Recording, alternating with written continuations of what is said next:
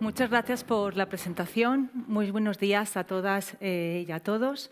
Primeramente, agradecer a Silvia y a la organización por haberme invitado a participar en esta Semana Informática. Es un placer estar aquí. Pues bien, como hemos dicho, vamos a hablar de la computación cuántica y lo vamos a hacer no desde una perspectiva de la mecánica o la física cuántica, sino desde un punto de vista de la ingeniería y, más concretamente, desde la informática y con una visión de sistema.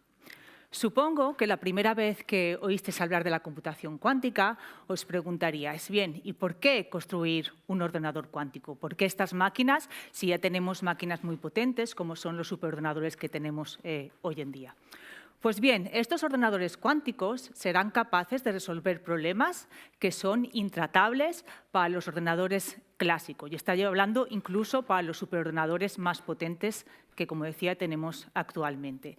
Estos problemas son aquellos relacionados, por ejemplo, con la simulación, con la búsqueda o con la optimización.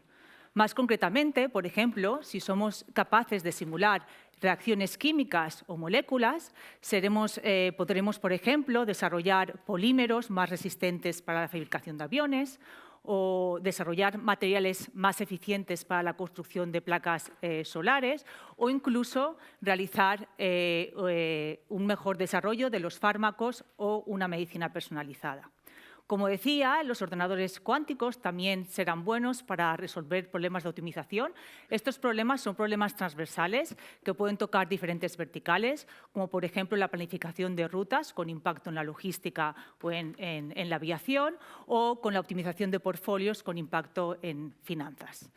Supongo que el problema que habéis escuchado o la aplicación que habéis escuchado y la más popular es que si algún día construimos un ordenador cuántico, este ordenador será capaz de quebrantar uno de los sistemas de seguridad o de encriptación de datos más utilizados hoy en día, que se llama RSA. Este sistema se basa en la factorización o decomposición en números primos, de números muy largos, en las que máquinas clásicas es un problema muy complejo que no pueden solucionar, pero con un ordenador cuántico de gran escala y tolerante a fallos, luego mencionaremos qué significa esto, seremos capaces, mediante el algoritmo llamado de Shor, de factorizar estos números en cuestión de minutos, incluso segundos. De todas formas, para mí este problema no es la aplicación que más me gusta, luego os diré al final de la charla el porqué, y aunque parece que estaba hace unos años un poco lejos, parece que está más cerca de ser resuelto. Pues bien, ¿qué es diferente en la computación cuántica? No quiero ser muy técnica, pero sí que querría explicar los conceptos básicos de esta nueva manera, de este nuevo paradigma de computación. En los ordenadores clásicos, como sabéis, la unidad básica de información es el bit. Un bit puede ser o bien 0 o bien 1. En los ordenadores cuánticos, la unidad básica de información se llaman bits cuánticos o qubits y la particularidad de estos qubits es que pueden estar en estado 0 o en estado 1, como en clásica, pero pueden estar en ambos estados, en 0 y 1, al mismo tiempo. Esto es lo que llamamos superposición, que es uno de los principios fundamentales de la mecánica cuántica. Esta superposición se puede representar de manera matemática muy sencillamente, simplemente como veis ahí, es una combinación lineal de ambos estados, donde estos parámetros alfa, que pueden ser números complejos, representan de alguna manera la proporción en que mi estado cuántico está en 0 y la proporción en que mi estado cuántico está en 1. Pues bien, ¿qué pasa cuando queremos leer la información cuántica? Para leer la información cuántica lo hacemos a través de un proceso que es un proceso de medida. Lo que ocurre es que mediante este proceso de medida no podemos leer esta superposición, no podemos ver cuál es el valor de estos parámetros alfa, sino que lo que leemos es un valor binario, bien 0 o bien 1. Y la probabilidad de obtener como salida de esta medida un 0 o un 1 viene dado por esos parámetros alfa que mencionaba anteriormente. Y además, cuando medimos este qubit, lo que ocurre es que el qubit colapsa y, por tanto, pierde la superposición, pierde la información cuántica al valor que hemos medido. En otras palabras, si obtenemos un valor binario 0, mi qubit colapsará al estado 0 y si medimos un 1, mi qubit colapsará al estado 1. Y vuelvo a repetir, destruyendo la superposición y perdiendo la información cuántica almacenada. Además, supongo que está claro con este ejemplo que la computación cuántica, y esto es una diferencia fundamental con respecto a la clásica, es probabilista o no determinista. Es decir, cuando ejecutamos un algoritmo y luego lo volveré a repetir, necesitamos ejecutarlo diferentes veces para poder inferir la respuesta correcta. Pues bien, con los qubits podemos almacenar información. ¿Cómo realizamos computación? Tenemos diferentes modelos de computación, pero el más utilizado es el modelo basado en puertas, simplemente porque es el más similar, lo que llamamos también un modelo digital, a lo que tenemos hoy en día en el mundo clásico. Con estas puertas cuánticas, que no entraré en detalle, que pueden actuar en uno o en varios qubits, podemos construir circuitos cuánticos, en este caso con 5 qubits, que al final obtenemos la medida. Como decían, este no es el último modelo de computación, pero es el más utilizado modelo digital actualmente. Pues bien, ¿qué hace la computación cuántica que tenga esa capacidad computacional tan extraordinaria y superior a la computación clásica? Imaginemos que tenemos un sistema compuesto por 3 bits. Con 3 bits, como sabéis, podemos o bien representar o almacenar el estado 00, o el estado 001, o el estado 010, así hasta el 111. De manera más general, con n bits podemos almacenar un valor que va desde 0 hasta 2 elevado a n-1. ¿Sí? Y actuar en cada uno de ellos de manera separada.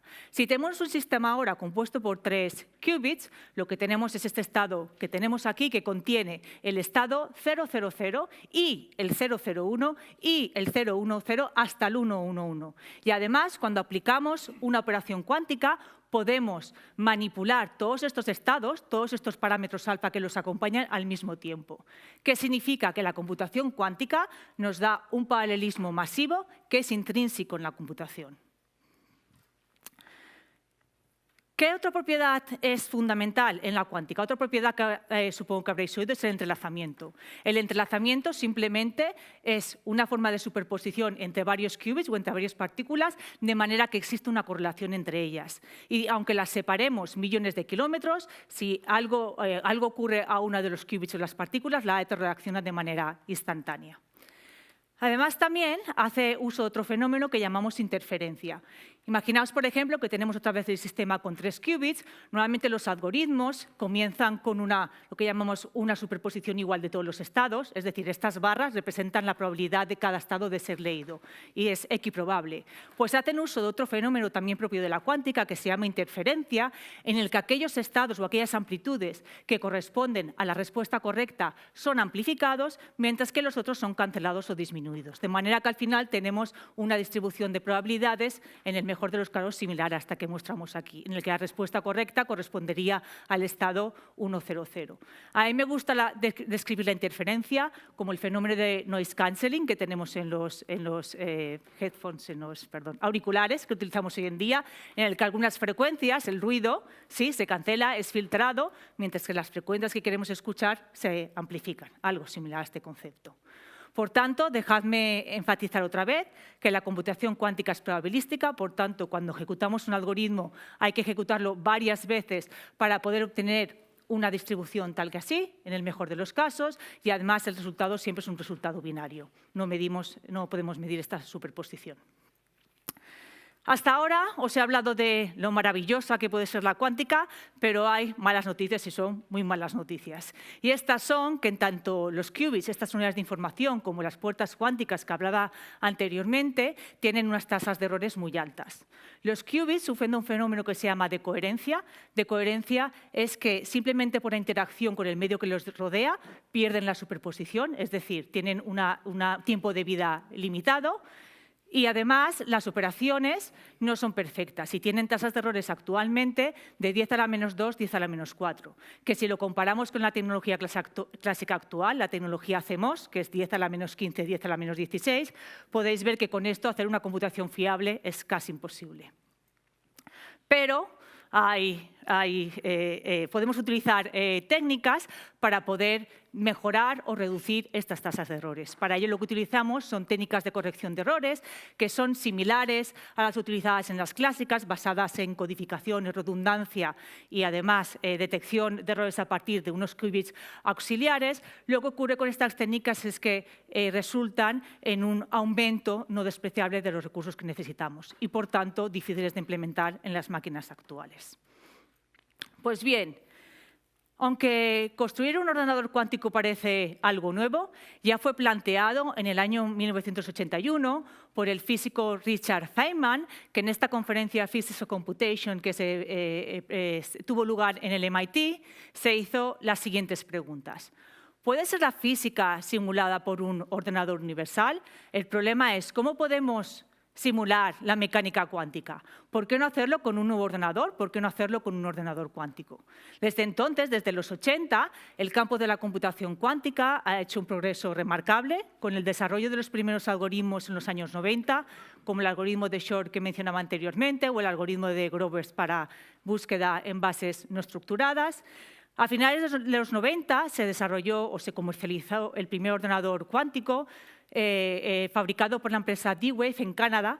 Sin embargo, este ordenador cuántico se basa en un modelo distinto de computación, que es la computación adiabática o quantum annealing, que no es universal. Es bueno para los problemas de optimización, pero no para otros problemas. Y tampoco ha demostrado de momento una ventaja cuántica con respecto a los ordenadores clásicos.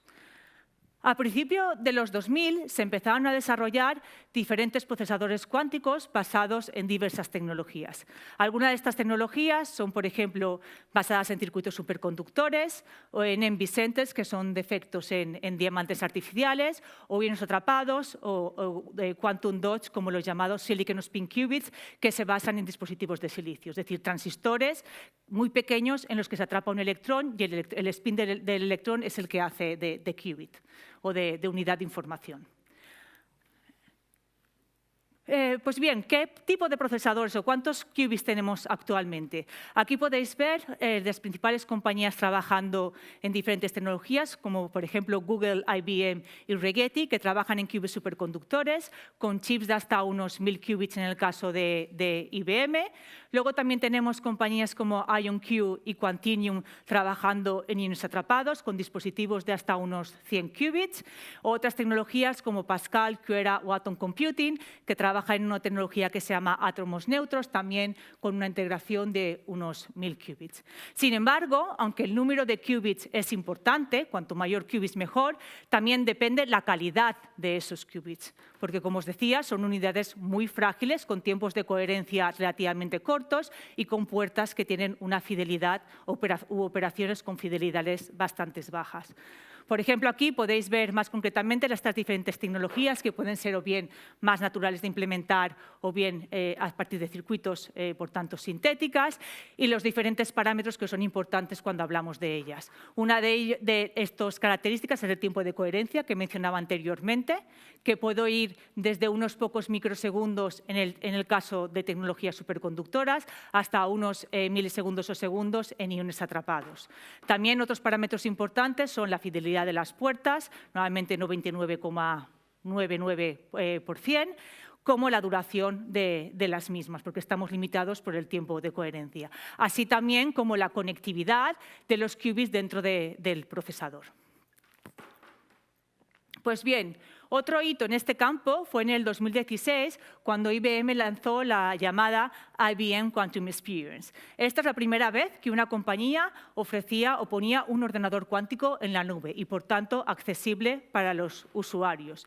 Si entramos en esta plataforma, podéis ver algo tal que así, algunos de ellos gratuitos. Estos son los diferentes procesadores que tienen actualmente y si accedemos a uno de ellos podemos ver lo siguiente. Esto de aquí, la figura que veis abajo, es un chip de 127 qubits, donde cada uno de los círculos representa el qubit y cada uno de las rayitas son las conexiones entre ellos y, por tanto, las posibles interacciones. Además, también podéis ver otras características, como las puertas que son implementables en ese procesador. Es como el conjunto de instrucciones de un microprocesador, básicamente. También podemos ver estos... Atrás. También podemos ver estos tiempos de coherencia que hablábamos anteriormente, que son el T1 y el T2, así como las tasas de errores de las diferentes operaciones, tanto para operaciones de un qubit como operaciones de 2 qubits, como para medidas. Arriba del todo, también en azul, podéis ver algunas métricas que se han definido para medir el rendimiento de un procesador cuántico y, por tanto, poder hacer comparación entre los diferentes ordenadores. Otro hito importante ocurrió en el 2019, en el que se demostró o se alcanzó la llamada supremacía cuántica. No me gusta llamarlo supremacía cuántica porque tiene connotaciones negativas, por tanto, mejor llamémoslo ventaja cuántica. Ventaja cuántica se refiere a cuando un ordenador cuántico puede resolver una tarea, sea útil o no, que un ordenador clásico no puede resolver. ¿Sí? Esto lo hicieron simplemente ejecutando un circuito en el que alternaban puertas de 1 y 2 qubits y lo hicieron en un tiempo récord, si no recuerdo mal, unos pocos segundos, y calcularon que con un ordenador clásico tardaría millones de años. No recuerdo ahora la estimación. Evidentemente, esto fue una demostración del equipo de Google y IBM a la semana dijo, no, esto no es así, se puede resolver más rápidamente con clásico, etcétera, etcétera. Desde entonces han habido diferentes demostraciones de esta ventaja cuántica con equipos de investigación en China y con diferentes tecnologías. La última también demostrada por el equipo de Google AI, que luego mencionaremos. Además, en el 2020 se lanzó la plataforma Quantum Inspire. Esta es una iniciativa de TU Delft en Países Bajos, del Centro de Investigación de QTech, en el que por primera vez se ponía un ordenador cuántico en la nube, pero en Europa. IBM el primero en Estados Unidos y en el mundo, Quantum Inspire, ordenadores cuánticos accesibles a través de la nube en Europa. Pues bien, ¿dónde está la computación cuántica hoy en día? La computación cuántica está en la llamada era NISQ. Este es un término que acuñó el profesor John Preskill de Estados Unidos, que en español sería la era de dispositivos ruidosos y de escala intermedia. Escala intermedia hace referencia al tamaño de los procesadores que tenemos hoy en día, que puede ir desde unos 50 qubits hasta unos cientos de qubits, como hemos visto, mientras que ruido enfatiza esas interacciones de los qubits con el medio que los rodea, así como las imperfecciones en la ejecución de las operaciones. El problema es que este ruido pone serias limitaciones a los problemas o a las operaciones que podemos resolver de manera fiable con estos ordenadores cuánticos. Pero hay luz al final del túnel, porque yo me atrevo a decir que hoy en día, eso también es un término que acuñó hace poco John Preskill, estamos transicionando hacia la escala de la tolerancia a fallos, es decir, donde podemos tener una computación cuántica fiable y de gran escala. Ejemplos hitos que se han alcanzado en estos últimos años que nos llevan a esta computación de gran escala y tolerante a fallos son, por ejemplo, el de Microsoft con Iton Computing, que ofrecen una máquina comercial en la que empiezan a codificar esta información cuántica y, por tanto, llegar a tasas de errores mucho más bajas. Lo mismo fue demostrado por la Universidad de Harvard, el MIT y Qira Computing con átomos neutros, en el que no solo han demostrado que la información se puede codificar, sino que se puede hacer operaciones fiables entre diferentes unidades lógicas, entre diferentes unidades codificadas. Y además, como mencionaba el equipo de Google AI, han hecho recientemente una nueva demostración de esta ventaja cuántica que hablaba anteriormente, en el que han podido resolver un problema en menos de 5 minutos y calcularon que con uno de los ordenadores supercomputadores más rápidos de hoy en día tardarían 10 a la 25 años, por tanto, imposible de resolver. Pues bien, los ordenadores cuánticos, como he mencionado anteriormente, ya son una realidad. Para aquellos que no hayáis visto nunca un ordenador cuántico, ¿cómo lucen? Bien, algunas de estas tecnologías, como los qubits superconductores, trabajan a muy bajas temperaturas. Y cuando digo muy bajas temperaturas, estoy hablando de 20 milikelvins. Esto es cerca del cero absoluto, ¿sí? Menos 273 o lo que sea, grados centígrados. Por ello, necesitamos que estén emplazados en un refrigerador de helio. Esto de aquí, esta imagen que veis aquí, es de un criostato en el que la temperatura más baja, como veis, son los 20 milikelvins, donde está nuestro procesador cuántico, y va aumentando temperatura hasta temperatura ambiente.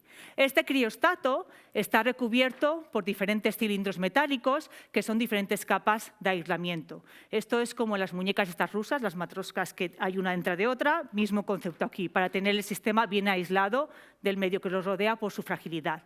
Además, también está suspendido en este tipo de estructuras para evitar cualquier tipo de vibración. ¿Sí? Está normalmente en el techo o en este tipo de estructura metálica que veis aquí. También podéis observar una serie de cables que van desde la etapa más o desde la temperatura más baja hasta temperatura ambiente, donde normalmente podéis ver un rack como este lleno de aparatos o dispositivos clásicos que son los que generan las señales para poder operar en el procesador cuántico. Porque al final estas operaciones que mencionaba anteriormente pueden ser, por ejemplo, en el caso de los circuitos superconductores, una señal de microondas con ciertas características de amplitud, de frecuencia y de envolvente. Bien, ¿tenemos ordenadores cuánticos en España? La respuesta es sí. Como igual sabéis, en el País Vasco, en San Sebastián, tienen un ordenador cuántico de IBM con más de 150 qubits que se instaló, si no recuerdo mal, el año pasado, pero además también gracias al proyecto Quantum Spain, que estaba liderado por el BSC, no sé si está terminando ahora mismo, vienen nuevos proyectos y del que hemos sido parte. También tenemos 2 ordenadores cuánticos en el BSC, pero también tenemos un ordenador cuántico Quimio en el CESGA, ¿sí? En Galicia. ¿Cuáles son las características de estos ordenadores? En el caso del CESGA, son un computador digital, es decir, basado en este modelo circuital o de puertas que mencionaba anteriormente. Tiene 32 qubits superconductores y ha sido desarrollado por Fujitsu en colaboración con una empresa en UK que es Oxford Quantum Circuits. En el caso de los ordenadores cuánticos del BSC de Barcelona, van utilizando los chips de cada uno de ellos, del rojo y del azul, para llegar hasta unos 30 qubits superconductores. Lo que tienen estos ordenadores es que han sido fabricados 100% con tecnología europea. Y además, como pone ahí, podemos decir que es el ordenador cuántico más bonito del mundo, me atrevería a decir, porque si os acordáis, en el BSC tenían el Mare Nostrum 4 en la capilla, lo desmontaron, tiene Mare Nostrum 5 supercomputador en el nuevo edificio y ahora aquí tenemos ordenadores cuánticos, ¿sí? Y otro por venir también a través de proyectos de HPC en Europa. Pues bien, todos estos ordenadores cuánticos lo que implementan ya son los sistemas full stack. ¿Qué me refiero a un sistema full stack? Como vemos en la figura de aquí. Lo que implementan, lo que permiten ya es que tienen todas las capas necesarias para conectar la aplicación con nuestro dispositivo. Es decir, disponemos de lenguajes de programación que nos permiten describir nuestro algoritmo, que son compilados en una serie de instrucciones que son implementadas en el ordenador cuántico, estas señales que mencionábamos anteriormente. Si intentamos mapear este dibujo de aquí arriba en el dibujo de abajo, que es la imagen que enseñaba antes de un ordenador cuántico, las capas superiores de software estarían en un sistema clásico, las capas de control estarían en mi rack aquí y simplemente el procesador cuántico y algunas unidades de control estarían dentro del refrigerador porque trabajan a temperaturas criogénicas.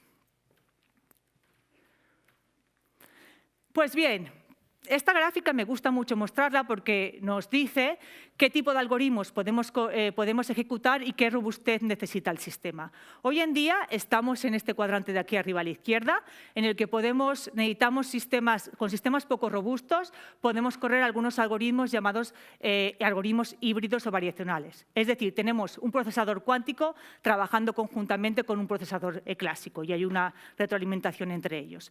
Pero donde queremos llegar es aquí, donde podemos tener hasta una ventaja exponencial con respecto a los ordenadores clásicos, como es el caso del algoritmo de Shor y la factorización que mencionábamos antes. Para ello, lo que necesitamos es incrementar el número de qubits de nuestro algoritmo, además de mejorar las aplicaciones, y a introducir estas técnicas de corrección de errores que mencionaba anteriormente.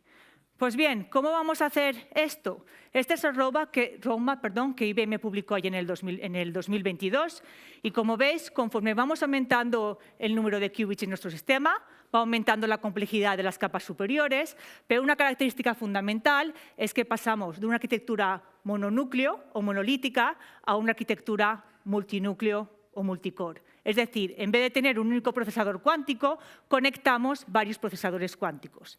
Y esto se puede hacer a diferentes niveles. Lo podemos hacer dentro del mismo refrigerador o en un tipo de farm en el que diferentes ordenadores cuánticos, diferentes refrigeradores, se conectan con canales ópticos. Por suerte, tuvimos la suerte de tener una idea similar hace unos cuantos años y tengo el honor, el placer y también me quita muchas horas de sueño de coordinar un proyecto europeo, un ESC PyFunder, en el que investigamos la viabilidad de estas arquitecturas multichip para escalar los ordenadores cuánticos. Y esto lo hacemos con una networking package que tiene un carácter dual en el que tenemos links coherentes cuánticos para poder transmitir información cuántica entre los diferentes procesadores, que no es trivial, además acompañados de una red clásica wireless para la sincronización y la orquestación de esos diferentes envíos, y todo ello a temperaturas criogénicas. La peculiaridad de este proyecto es que lo hacemos desde esta perspectiva full stack y trabajamos desde la tecnología hasta la aplicación, con todos estos partners, universidades, instituciones que vemos aquí. Simplemente para acabar, como sabéis, España ha invertido 808 millones de euros en este campo y prevé traer 700 millones más para implementar el llamado Plan Estratégico de Tecnologías Cuánticas, que incluye computación cuántica, comunicaciones cuánticas, sensores y metrología. Además, también el año pasado IBM anunció que para el 2029 tendrá el primer ordenador cuántico de gran escala y tolerante a fallos, por tanto, Shor's Algorithm parece que esté más cerca de ser implementado. También, una de las últimas noticias es que España invierte 10 millones de euros en que la empresa Nu Quantum, que está en UK, en Cambridge, pueda tener una sede aquí en España. Y, por cierto, una de las posibles sedes sería Valencia. Nos visitaron hace poco Carmen Palacios, que la veis en la imagen. Y me gustaría acabar con esta titular de John Martinis, el último Nobel en Física, y con el que tengo el privilegio y el placer de haber publicado recientemente un paper con otros muchos autores, no la única, una gran lista de papers, es que dice: no me gustaría que la computación cuántica se conociera por romper Internet. ¿Sí? Esta aplicación del algoritmo de Shor y de quebrantar el RSA tiene una connotación también un poco negativa, por tanto, ojalá se conociera por resolver aquellos problemas que son irresolubles y que tengan un impacto tecnológico, pero también un impacto positivo en la sociedad. Así que con esto, muchas gracias y un placer estar aquí.